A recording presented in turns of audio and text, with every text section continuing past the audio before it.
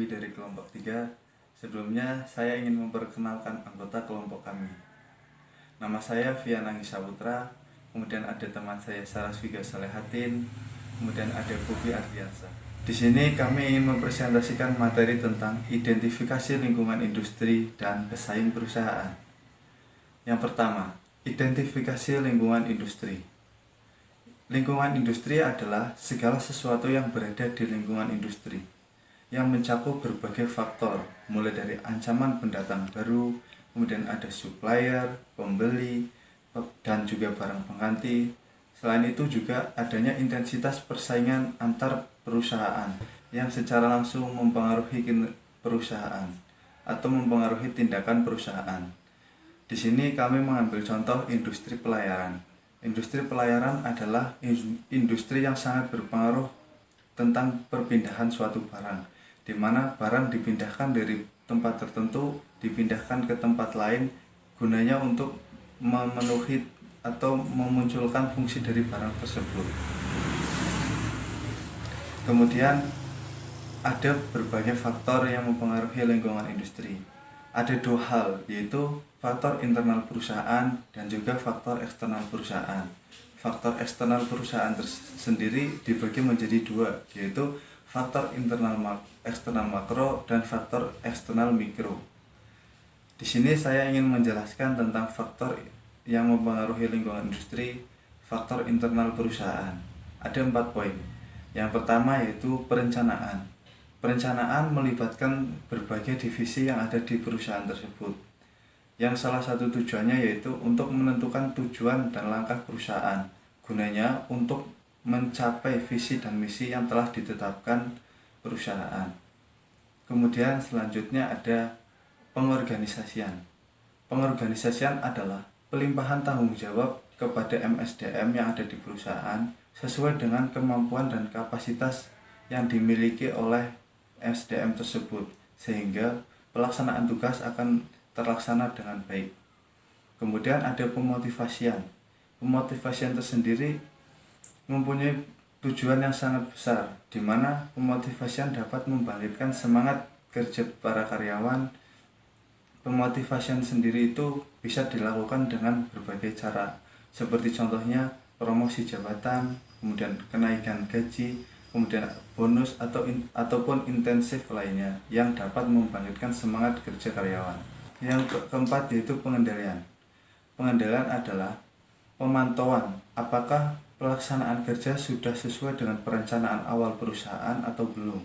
Jika belum, tentu akan dilakukan evaluasi sehingga kedepannya akan terlaksana dengan baik demi tercapainya visi dan misi perusahaan tersebut.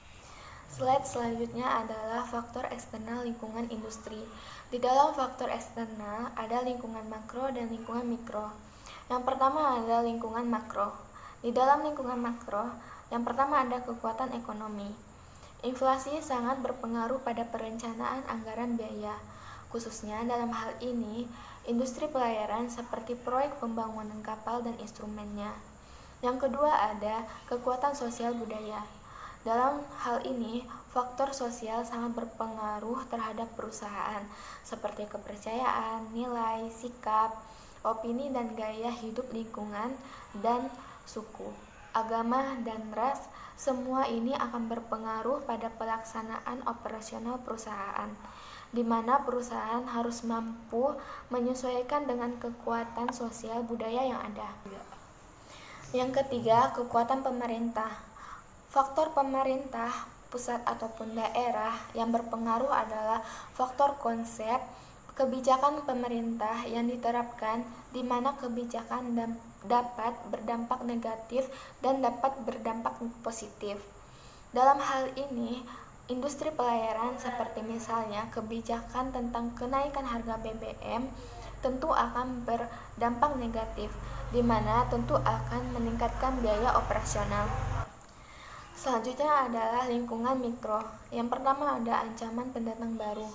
Dampak yang ditimbulkan dari hadirnya pendatang baru adalah tingkat pendapatan lokal menurun, karena harga di sekitar daerah di lokasi cenderung akan bersaing. Upaya yang dapat dilakukan dalam menghadapi hal ini adalah melakukan perawatan agar tetap menjamin kenyamanan. Yang kedua ada kekuatan daya tawar konsumen. Tingginya permintaan konsumen memberikan pengaruh kekuatan daya tawar konsumen terhadap perusahaan.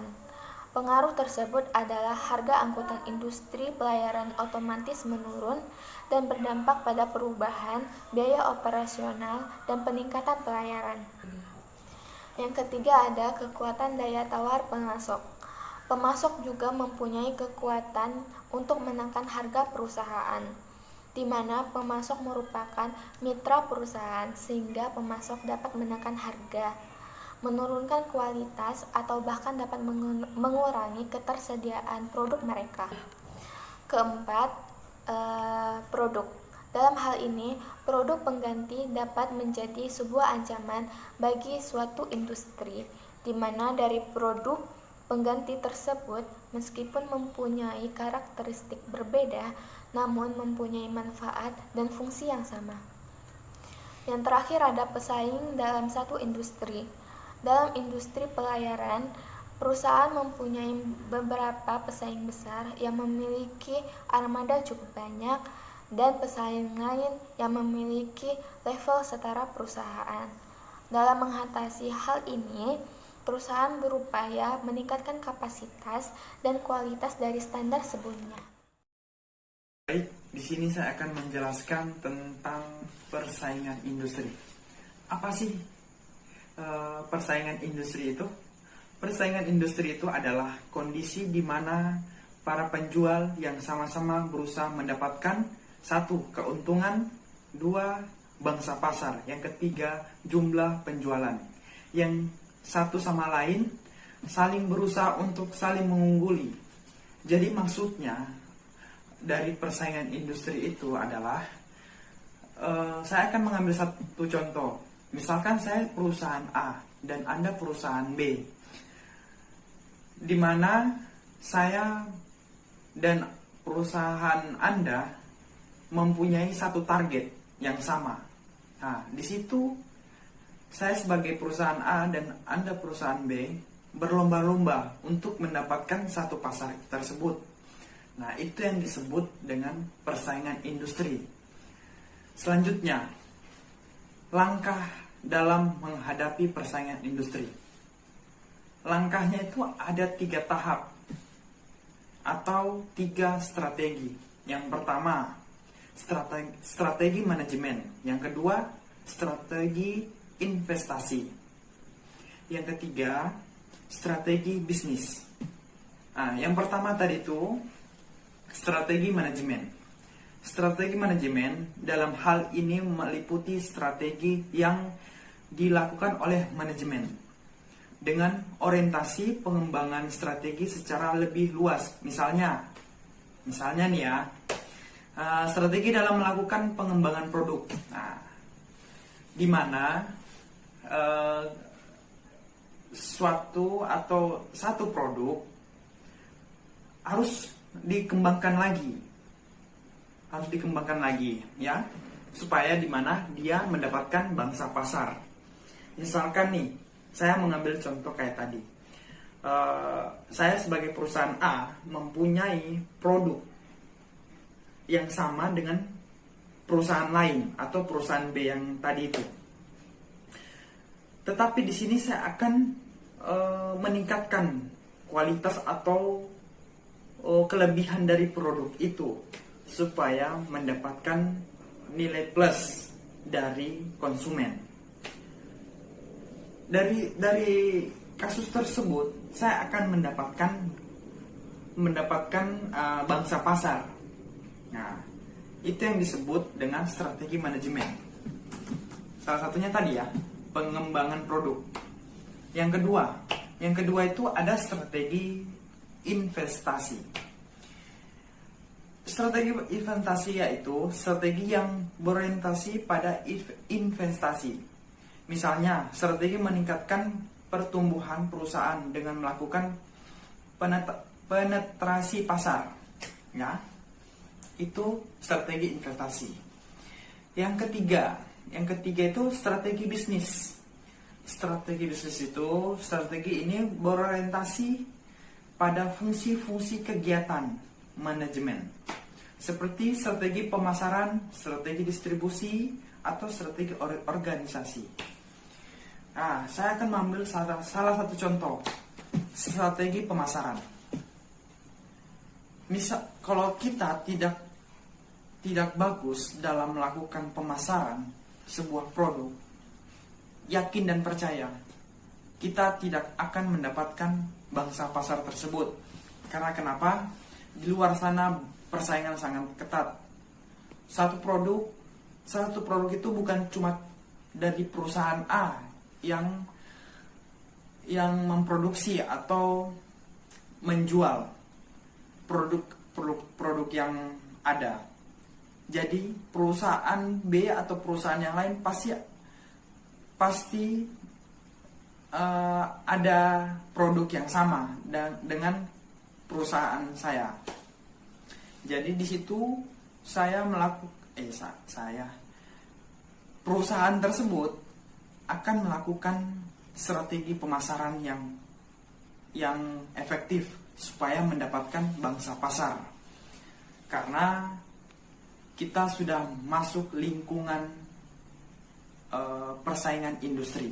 Jadi di situ kita harus bagus pemasarannya. Nah, itu strategi bisnis ya. Nah, selanjutnya yang terakhir, dari semua yang kita bawakan materi, kita mengambil kesimpulan. Kesimpulannya dari materi yang kita bawakan tentang lingkungan industri dan persaingan perusahaan atau persaingan bisnis. Dalam kegiatan industri terdapat faktor-faktor yang mempengaruhi lingkungan dan pesaing industri, baik lingkungan internal